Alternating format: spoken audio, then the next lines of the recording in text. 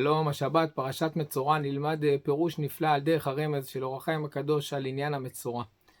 נאמר בפסוק, והיה ביום השביעי יגלח את כל שערו, את ראשו ואת קנו ואת גבות עיניו ואת כל שערו יגלח, וכיבס את בגדיו ורחץ את בשרו במים ותאר.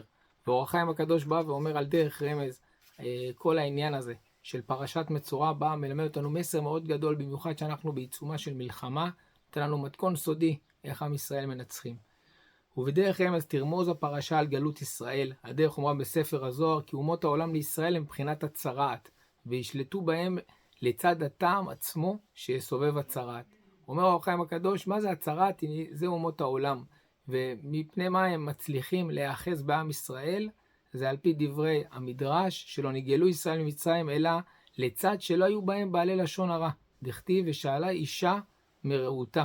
בדבר זה היה בידם 12 חודש. כלומר, עם ישראל ידע שנה שלמה לפני יציאת מצרים, שהם צריכים לשאול כל אחד את הרכוש של המצרים, והם שמרו על לשונם, הם לא הוציאו את זה, שמרו על ביטחון שדה מאוד מסווג.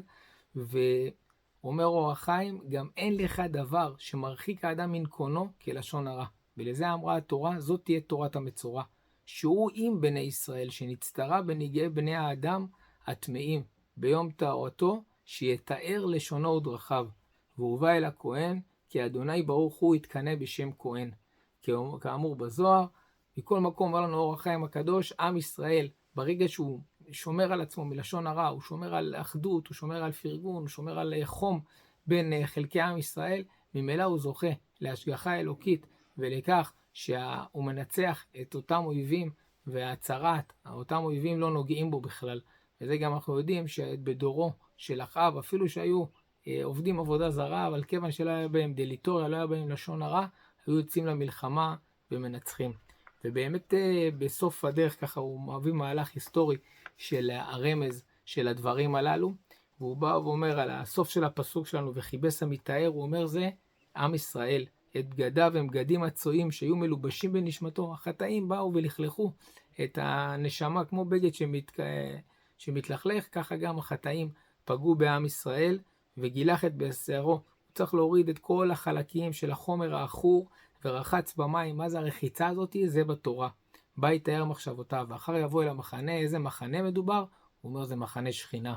ירושלים יורדת בנויה מלמעלה, פי דברי הזוהר, שבלתי בית המקדש השלישי יורד, ואמר וישב מחוץ לאוהלו, כי לא יקרבו להזדווג לשכינה, עד שישבו 7 נקיים לחשש טומאה.